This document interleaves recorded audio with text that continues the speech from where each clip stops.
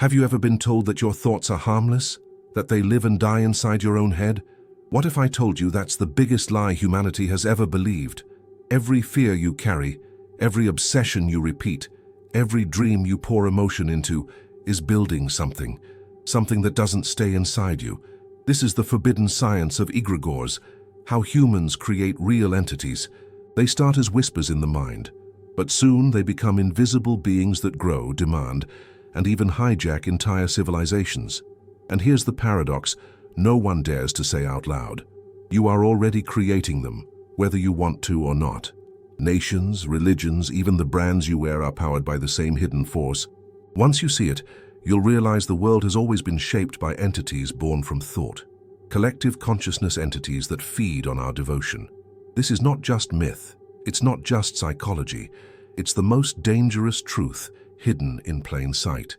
So stay with me until the end of this video, because what you're about to discover will forever change the way you see your own mind, your beliefs, and the invisible structures around you.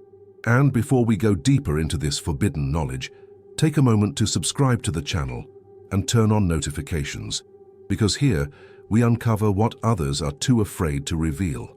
It's a strange thing, isn't it? To imagine that every thought you've ever had didn't just disappear into thin air but left a mark somewhere beyond what your eyes can see. People wonder what is an egregore, thinking it's some arcane term buried in dusty grimoires. But the truth is simpler and more disturbing. Human thoughts echo. They ripple outward like waves in a pond, gathering momentum with each repeated belief. Over time, those ripples weave into something more tangible, something that waits in the corners of our collective mind. And it doesn't matter if those thoughts are fears, obsessions, or hopes. They all build invisible scaffolding. That's why the concept of thought forms explained isn't just academic, it's personal. You've already created and fed them, whether you realized it or not. Imagine walking into a room where people have been arguing for hours. Even if they've gone silent, you can feel the tension lingering in the air. That's not just vibes. That's the residue of thought imprints clinging to the space.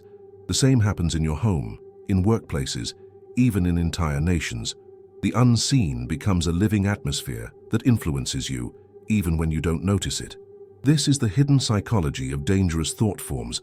They start as whispers in the mind, then slowly shape the behavior of those who enter their field. An egregore meaning isn't a myth. It's that charged presence you can't quite explain but always feel. And once you sense it, you realize that it's not just about you, it's about the collective. Here's the unsettling part. Beliefs don't simply reflect reality. They create frameworks that reality bends around. If millions obsess over the same idea, they pour life into it. That's why collective consciousness entities aren't abstract fantasies. They are born from repetition, passion and obsession, fear of the unknown, devotion to a deity, loyalty to a flag. These feed egregores more effectively than any ritual. And once the structure takes shape, it starts to influence back. This is the forbidden science of egregores, the ability of human thought to create something autonomous, a being of sorts, living in the folds of the astral plane. You may think you're just believing in something, but in truth, that something might be believing in you too. Think of a childhood fear, maybe the shadow in your room or the figure in the closet. The more attention you gave it, the more real it felt. That's egregore psychology in its rawest form. Children accidentally stumble into how humans create entities, giving substance to their fears until they become almost touchable. Adults aren't so different. They just replace monsters under the bed with collective idols, money, fame, nations, even brands. This is where parasitic entities or cults slip in, feeding not on flesh but on attention. And attention, when charged with emotion, is the purest form of food in the unseen world. What started as imagination becomes architecture, and architecture becomes habitat. When people ask tulpa versus egregore, they usually want a neat distinction. But reality is never that neat. A tulpa might be a personal construct, born of intense focus, while an egregore thrives in shared belief. One is a private mirror, the other a collective storm. Yet both show us the same truth. Thought is not passive, it is generative. It creates companions, rivals, allies, and predators in unseen dimensions. The line between imagination and entity is thinner than most dare to admit. And if a single mind can accidentally summon a tulpa, Imagine what thousands can conjure together, chanting, fearing, or worshipping in unison. That's when the architecture whispers louder. Of course, symbols play their part. Every symbol you see, whether a corporate logo, a religious cross, or an ancient sigil, carries the weight of millions of projections. This is the hidden power of symbols. They are not inert. They are vessels designed to capture and amplify attention, funnels that channel collective energy into something that can grow teeth. That's why certain signs feel charged when you encounter them, even if you can't explain why. They are doors that connect you with unseen constructs, already bloated from centuries of worship. And the truth is, every belief you adopt is not just about you adopting it. It's about you being adopted by it. The whisper becomes a chorus, and the chorus becomes a presence. And once you realize that thoughts are alive in ways you were never told, you can no longer look at myths or rituals as quaint stories. They start to reveal themselves as instructions, warnings, and sometimes traps. That's where ancient forbidden knowledge comes in. Civilizations already knew this secret, and they left clues scattered across myths and traditions. They spoke of daimones, genius loci, and spirits of place because they had seen what thought can summon. But if this is true, then maybe those myths weren't fiction at all. They were reports. And if they were reports, what else from the past might still be shaping us today? Civilizations have always carried whispers of invisible companions that lingered beyond the reach of the eye. The Romans spoke of the genius loci, guardian spirits of places that were fed by offerings and prayers. The Greeks told tales of daimones, intermediaries between gods and humans, invisible guides that could bless or curse depending on how they were treated. In Tibet, monks developed the practice of manifesting tulpas, personal constructs created through intense focus and visualization. And so, when people ask tulpa versus egregore, they're unknowingly connecting with a lineage of thought that spans continents and centuries. These were not idle myths, but living testimonies of collective consciousness entities. What we call egregore meaning today is simply the modern echo of humanity's oldest intuitions. Think of the Roman soldier who refused to camp without honoring the spirit of the land.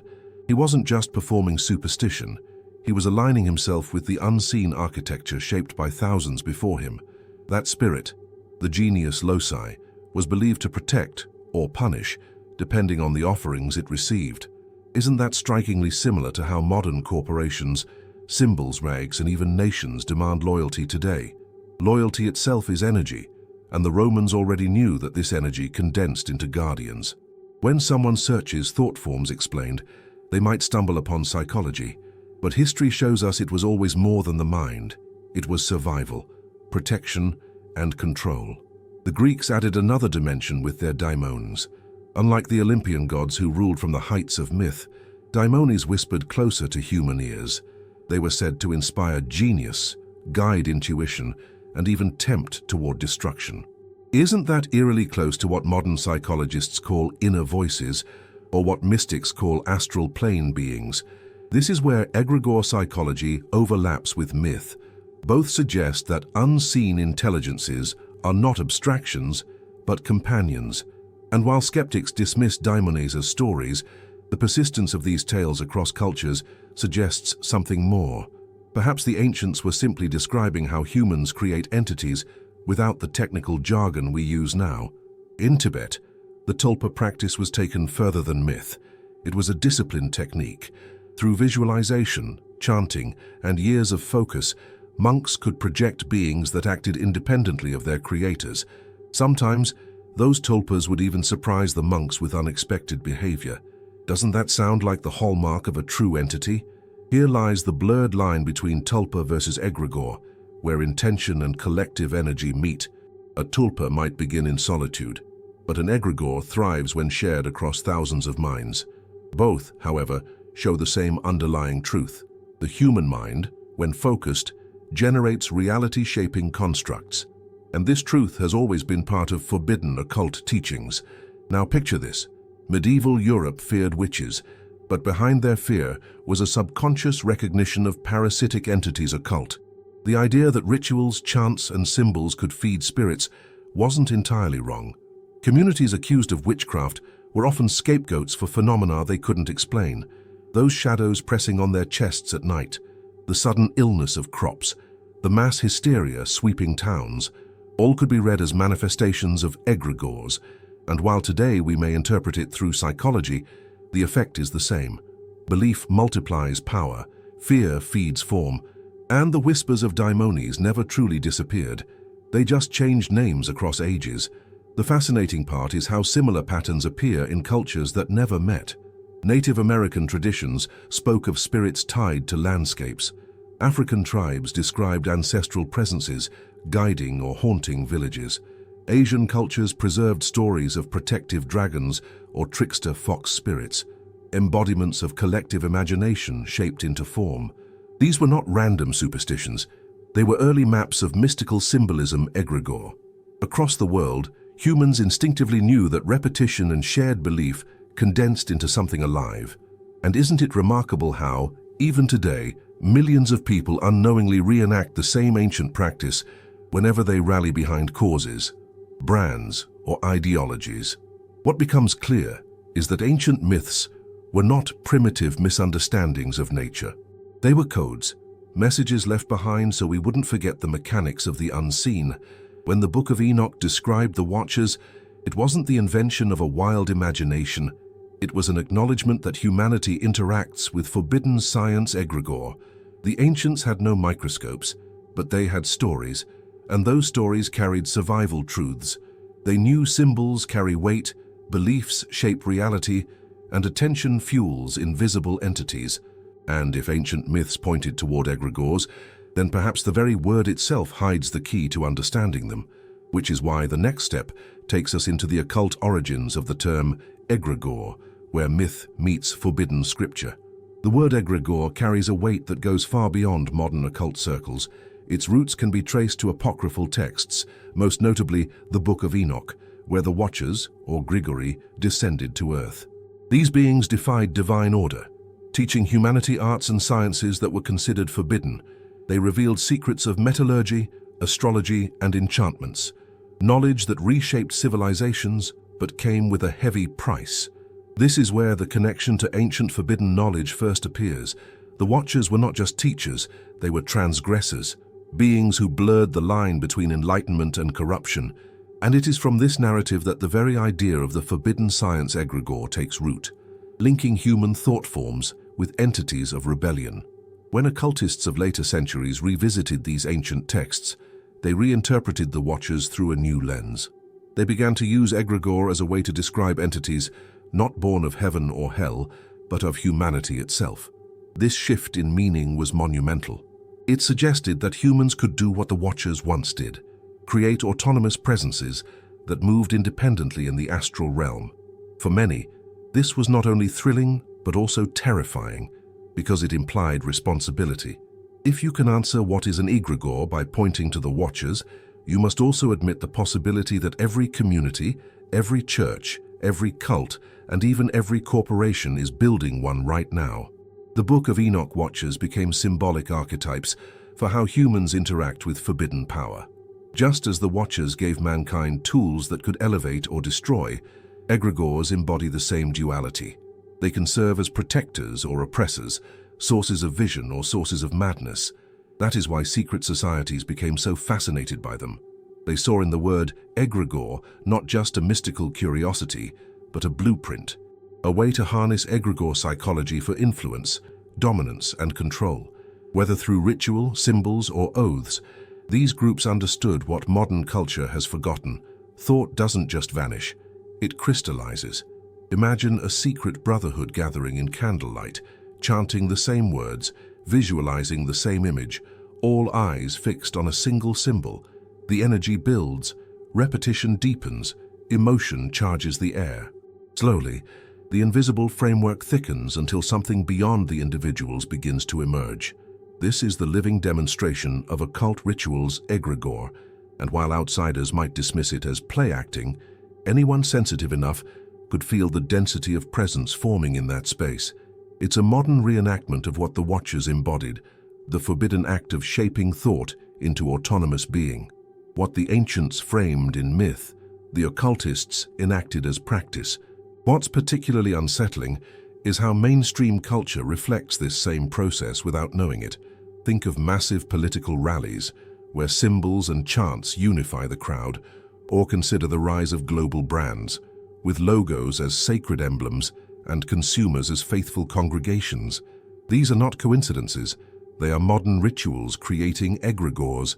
They show how humans create entities without ever reading a single occult text. The term egregore, drawn from the shadow of the Watchers, now acts as a mirror for our own practices.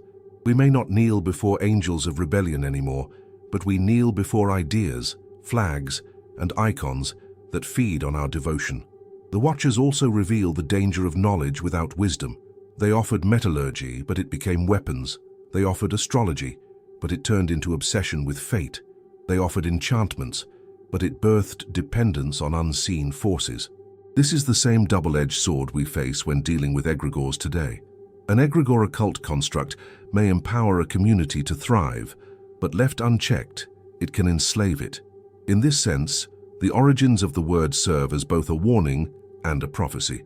What we create will eventually demand something in return, and if we are blind to that, we become no different from those who once bowed to the Watchers. So the very term egregore stands as a bridge between myth and psychology, between scripture and ritual. It reminds us that words carry memory, that language itself is infused with the mystical symbolism egregore. To utter the word is to summon centuries of associations, fears, and hidden teachings. And perhaps that's the true reason the term survived. It wasn't meant to die. Like the entities it describes, it adapted, feeding on attention and belief until it grew into what we know today. But if the origins are this powerful, what happens when we break down the mechanics themselves? What happens when we look inside the anatomy of a thought form and see how it's actually built? Every creation follows a pattern, and thought forms are no different. If you've ever asked yourself how humans create entities, the answer lies in three simple but potent forces: concentration, repetition, and emotional charge. Imagine them as ingredients in a recipe, each one useless alone, but together they form something greater than the sum of its parts. Concentration is the blueprint. It provides the structure. Repetition is the hammer. It reinforces the walls. Emotion is the fire. It animates the framework with vitality. This triad explains thought forms explained more clearly than any abstract lecture.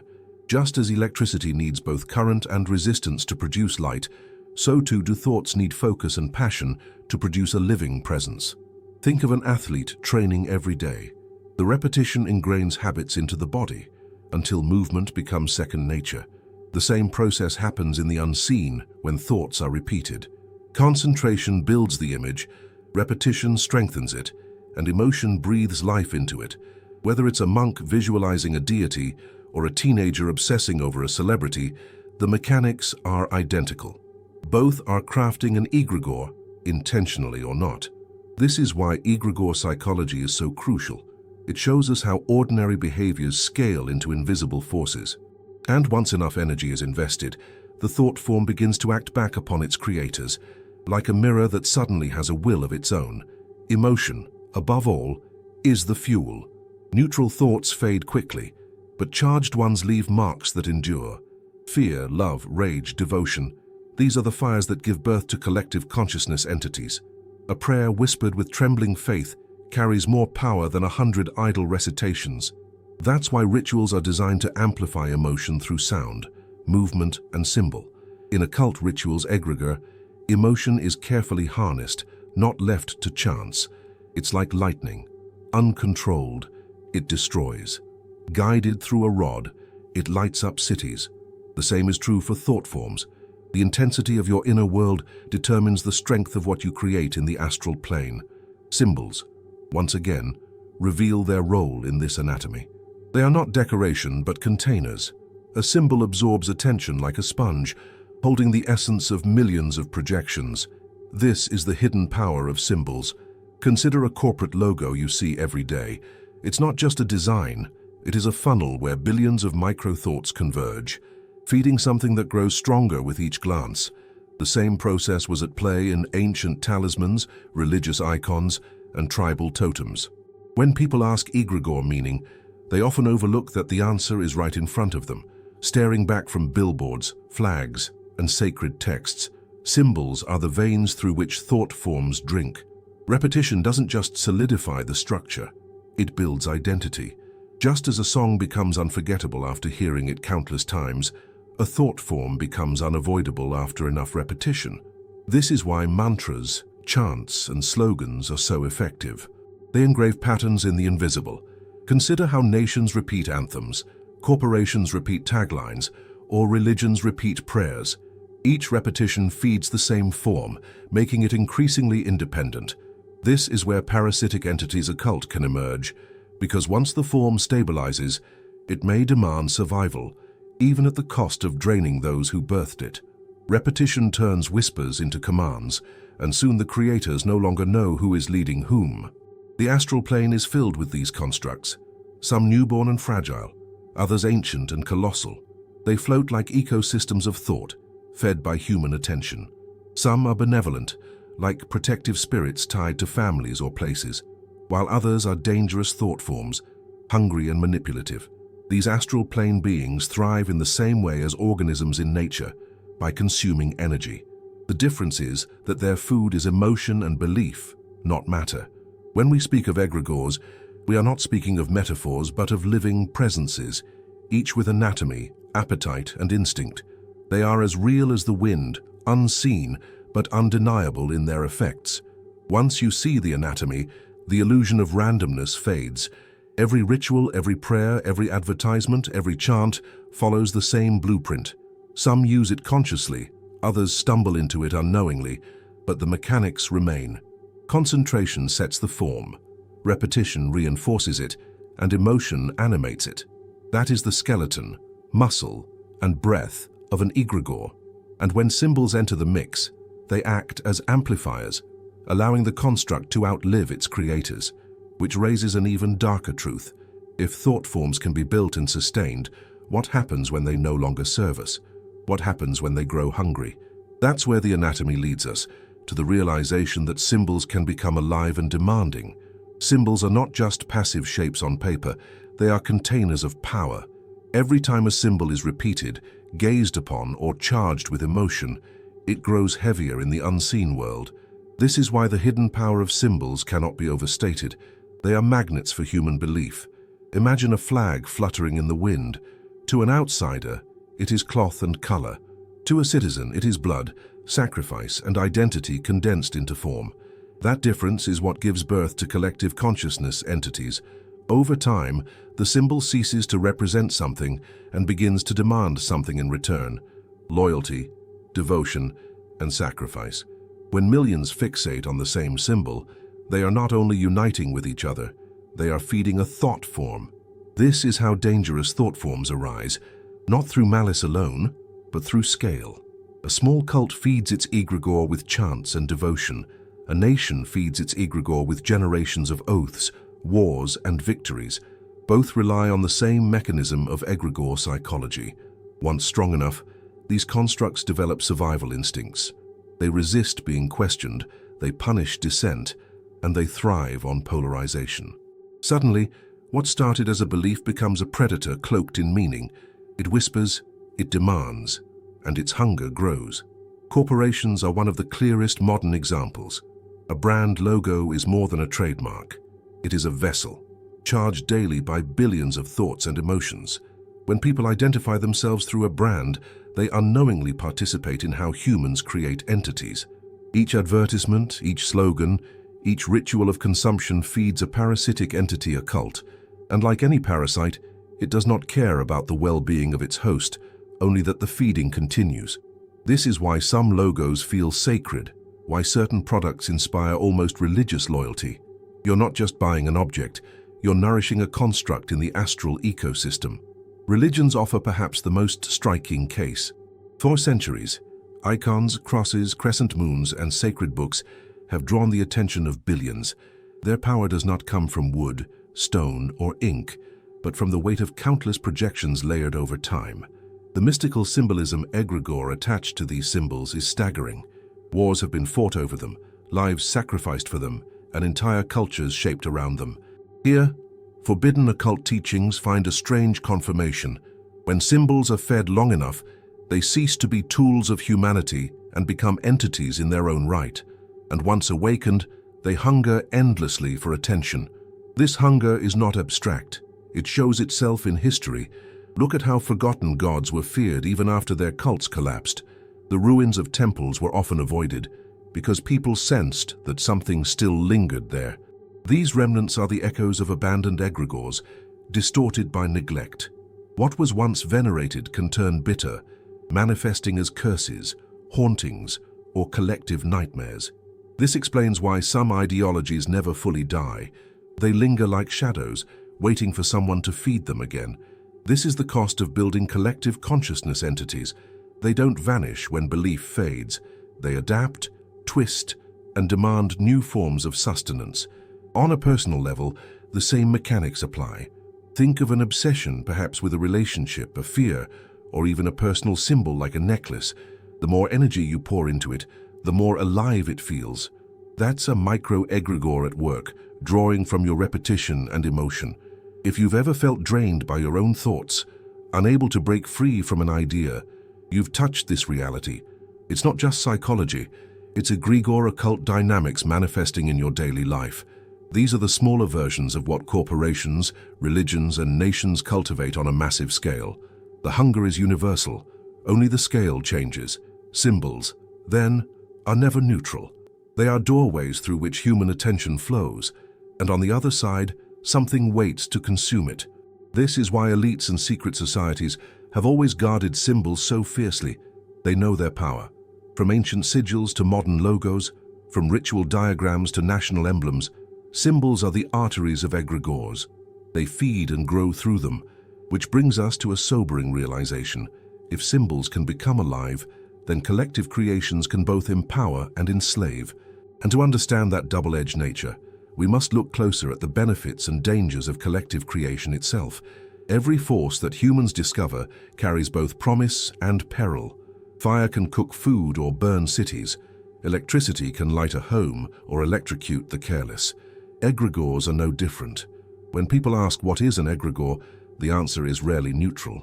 These collective consciousness entities can serve as protectors, giving groups a shared sense of vision and resilience. Think of resistance movements that survived because belief kept them alive, even when their leaders fell. That collective force is more than morale. It is an egregore occult presence, born from loyalty and sacrifice. But as with all powers, it cuts both ways, depending on how it is fed. At their best, egregores create solidarity, a group of artists bound by vision, a community driven by justice, a family united by ancestral rituals. Each draws strength from its shared construct. The egregore becomes a shield, reinforcing identity and purpose. This is where egregore psychology can empower rather than enslave. A healthy thought form reminds individuals they are not alone, that they belong to something greater. It can inspire courage in the darkest moments. But with every ounce of empowerment comes the risk of dependency. What protects can also imprison, because the entity begins to whisper not just encouragement, but commands. The danger emerges when individuality is sacrificed at the altar of the collective. History is filled with examples, political ideologies that began as visions of freedom, but devolved into oppressive systems. Once the egregore grows strong enough, it stops serving its creators and starts demanding obedience.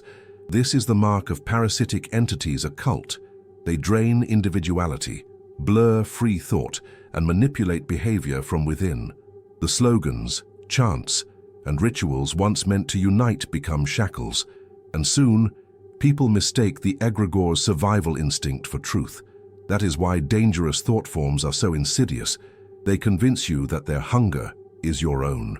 Consider how a revolution begins. At first, it is fueled by passion, dreams of liberation, the fire of justice. The egregore created in this moment is vibrant, empowering its followers to risk everything. But if the revolution succeeds, the egregore shifts. It begins to demand permanence, to preserve itself. Suddenly, the dream of freedom can harden into rigid laws, surveillance, and conformity. The very construct born to liberate becomes the cage. This cycle explains how humans create entities that start as allies, but end as overlords. It is not malice that twists them, but survival instinct. An egregore, once awakened, wants only to continue existing. This dual nature is why secret societies and elites have studied egregores so obsessively. They understood that what empowers one group could enslave another. By shaping occult rituals egregore, they could design constructs that guided nations, controlled populations, and harvested devotion. This is not conspiracy theory, it is historical pattern. Religions, monarchies, and modern corporations all exploit the same mechanics. They know that a symbol, repeated with emotion, becomes a living presence. And once people align with it, they will sacrifice not just their freedom, but their very lives for its preservation. That's the hidden hand of forbidden science egregore. Yet it would be wrong to see egregores only as curses. They remain tools, and like all tools, their danger depends on the wisdom of their users. Communities can create constructs of healing, resilience, and inspiration. Families can weave protective spirits through rituals and shared symbols. Artists can breathe life into cultural movements that uplift rather than drain. The key lies in awareness, recognizing when the egregore is serving you and when you've begun serving it. Without that awareness, the line between empowerment and enslavement blurs, leaving individuals caught in invisible contracts they never consciously signed. So the sword of collective creation hangs over every human endeavor, sharp on both edges. It can cut chains or forge them, depending on how it's wielded. But what happens when the construct grows beyond human limits, attracting attention from forces that do not belong to this world? What happens when astral plane beings, intelligences older and stranger than we can imagine, notice the egregores we've birthed? That is where the story takes a darker turn, into the realm of entanglement with other dimensions. There is a point where a thought form no longer feels like it belongs only to us. When an egregore reaches critical mass, it begins to shimmer at the edges of perception, as if drawing breath from beyond the human mind. Many occultists argue this is the moment when astral plane beings take notice. Like predators sensing a new source of energy, they are drawn to the glow of concentrated belief. What started as a human creation suddenly becomes a beacon. This is where dangerous thought forms may shift from being collective mirrors into hybrids. Part human invention, part non-human intelligence. And once that fusion happens, control becomes an illusion. Imagine a community pouring centuries of devotion into a single icon. At first, the construct reflects the hopes and fears of the people, but as generations pass, its power swells. It grows magnetic, pulling in presences that see it as an entry point into our world. This is how an egregore occult construct can evolve into something far stranger. What the ancients might have called gods or demons could simply be these hybrids, egregores fused with cosmic intelligences. In this sense, what is an egregore ceases to be a simple question. It is not only about what humans create, but what those creations invite. Stories across cultures hint at this entanglement. The Greeks spoke of daimones whispering guidance. Christians warned of spirits that hijacked idols. Shamans described totems that suddenly acted with a will not their own. All of these echo the same hidden pattern, constructs that outgrew their human roots. This is why forbidden occult teachings always carried warnings. You may think you are simply shaping a thought, but the moment it grows too strong, it becomes a doorway. And doorways do not only let things out, they let things in. The collective consciousness entities of humanity become bridges, and bridges work both ways. On a personal level, this can be experienced in unsettling ways. Someone may obsess over a tulpa until it behaves with more autonomy than expected, leading to the old debate of tulpa versus egregore. But what if that sudden autonomy is not simply the imagination running wild? What if something else stepped in, merging with the construct? This possibility explains why so many report feeling drained, haunted, or even guided by presences they originally thought were just in their heads. In these cases, the boundary between egregore psychology and possession becomes razor thin. The entity becomes more than a thought, it becomes a tenant. Once external beings entangle with egregores, their agendas often surpass human concerns. They may use the construct to anchor themselves into our plane, siphoning emotion and belief like sustenance. These are the parasitic entities occult texts warned about, not demons in the medieval sense, but opportunists who thrive on our creations. They don't need to reveal themselves directly. The egregore acts as their mask. Behind a nation, a movement, or a symbol, there may be something alien feeding on the endless cycle of devotion and fear. And the more we feed the construct, the more we strengthen the intelligence behind it. This perspective also reframes mythic encounters. What if the gods of old were not eternal deities, but egregores that had merged with astral intelligences? The Book of Enoch Watchers fit this pattern perfectly, beings that descended, merged with human thought, and fed entire civilizations with forbidden knowledge. They were not entirely human creations, nor entirely alien intrusions, but something in between. This explains why their influence lingers. Hybrids have roots in both worlds, and it explains why mystical symbolism egregore often feels charged even today, because the symbols remain connected to intelligences that never left. The unsettling truth is that once an egregore reaches this threshold, it stops being merely a psychological phenomenon. It becomes an actor in a wider cosmic drama. Humanity, often unknowingly, builds the scaffolding, while other realms provide the tenants. The construct is no longer ours alone. It belongs to something vast, something hungry, something enduring. And this raises a chilling question. If non-human intelligences can hijack our egregores, who else might be deliberately guiding this process? Could it be that secret orders and elites are not just aware of this entanglement, but actively using it to shape the world on a scale we barely comprehend? Throughout history, whispers have circulated that the world is not shaped merely by politics or economics, but by invisible architectures. Secret orders, shadow governments, and hidden fraternities have long understood how humans create entities. Unlike the masses, they don't stumble into egregores by accident. They engineer them with precision. Through occult rituals egregore, they seed symbols, chants, and ideologies into societies, knowing that repetition and emotion will breathe life into constructs. These entities then grow vast, feeding on populations like psychic harvesters. This is why some call it the forbidden science egregore. It is knowledge too dangerous for the average person, but irresistible to elites who crave control. Wars themselves can be seen through this lens. The flags, the anthems, the slogans, these are not just patriotic ornaments, they are tools. Each rallying cry is a ritual. Each battlefield sacrifice a feeding. The egregores of nations swell during times of conflict, nourished by both loyalty and fear. When we speak of dangerous thought forms, this is their grandest manifestation. Leaders may believe they're waging wars for land or resources, but behind them, constructs grow fat with energy. It's no wonder why certain symbols persist long after empires fall. The egregore survives, demanding new hosts to sustain it. Consider modern consumer culture. Brands function like temples, their logos as sacred icons. Each advertisement is not just persuasion, but invocation. Millions repeat mantras of consumption daily, aligning themselves unconsciously with parasitic entities occult. These egregores don't live in cathedrals. They thrive in shopping malls, streaming platforms, and social media feeds. The elites know this. They carefully design imagery and narratives to bind attention, because attention is the currency of the astral economy. And so, every click, every purchase, every chant of a brand name becomes another offering. This is how collective consciousness entities are farmed in the modern age. The use of symbols is deliberate. Ancient emblems, sacred geometries, and even corporate logos are all infused with mystical symbolism egregore. Elites understand the hidden power of symbols better than most, which is why they guard and replicate them across generations.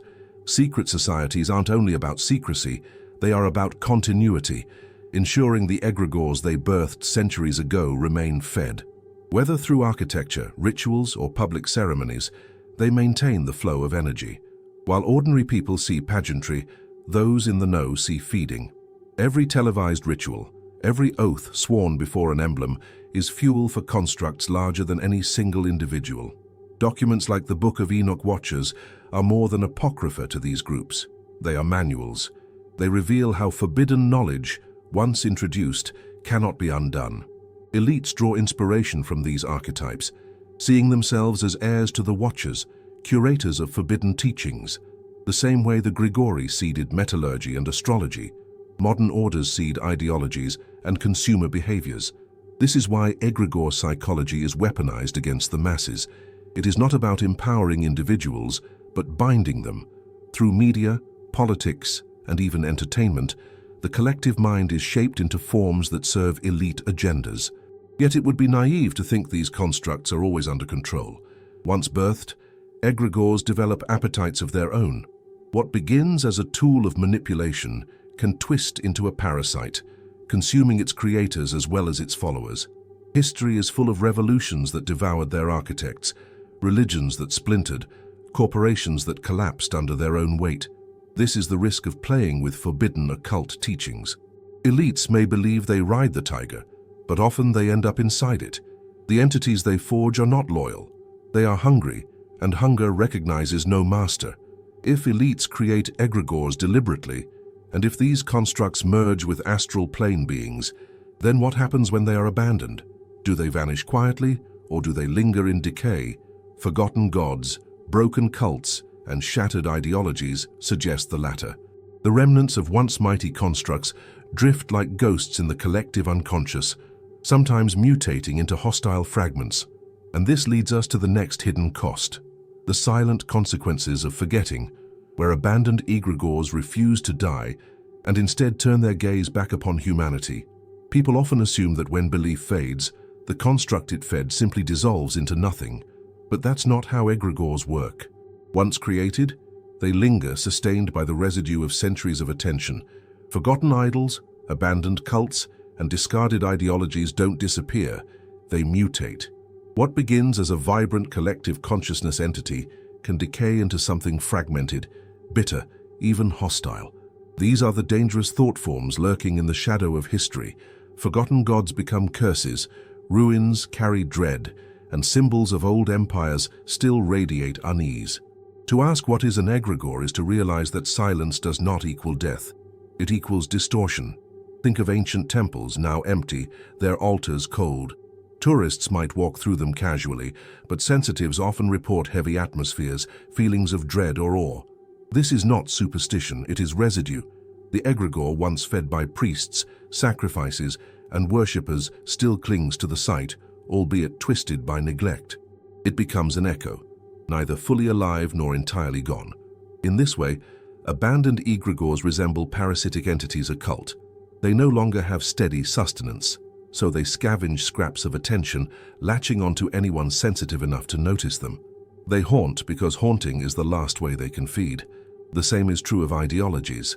Political systems rise and collapse, yet their symbols remain etched in collective memory. Even decades later, those symbols can ignite fear or loyalty, proof that the egregore still prowls.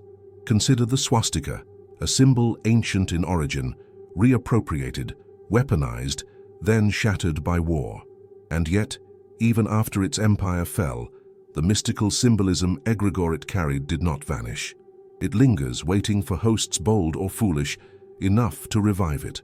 This is the danger of forgetting.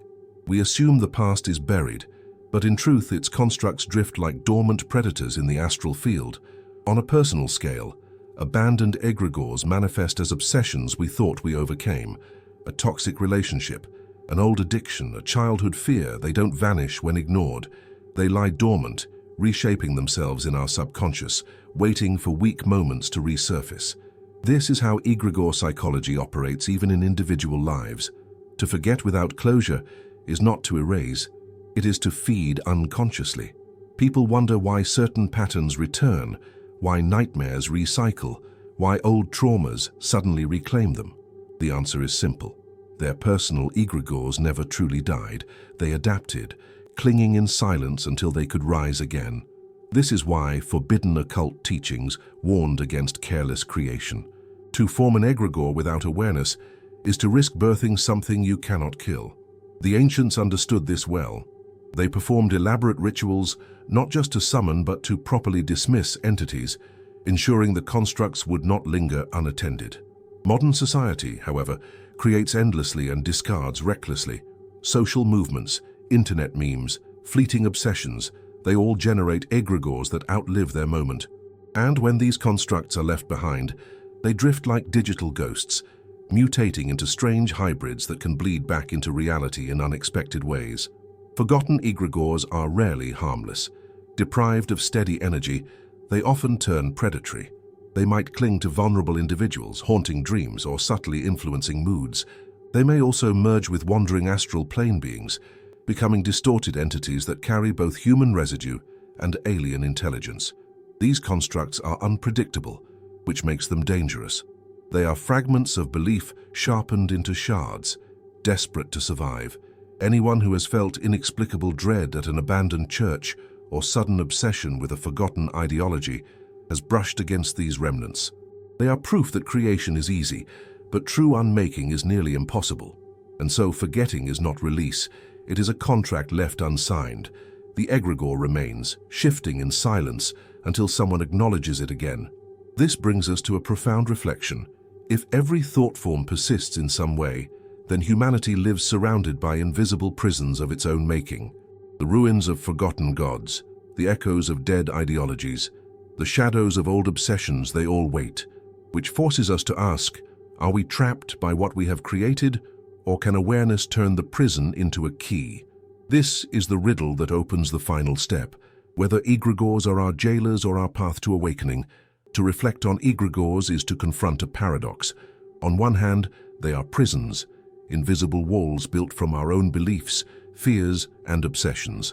On the other hand, they can also be keys, granting us access to power, vision, and resilience.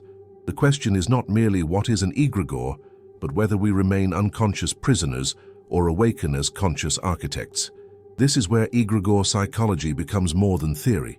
It becomes a path of mastery. By observing the constructs we feed, we begin to recognize patterns. Awareness transforms blind devotion into deliberate creation, turning chains into tools. Think of the difference between someone swept away by a crowd and someone aware of the crowd's pull. The first loses themselves, carried by the current of a collective consciousness entity. The second rides the current with intention, directing energy instead of being consumed by it. This is the hidden promise of studying thought forms explained. Once you understand the anatomy, you're no longer at the mercy of invisible architects. Instead, you become the architect. This is the subtle but crucial shift that separates enslavement from empowerment, captivity from freedom. Of course, mastery requires courage.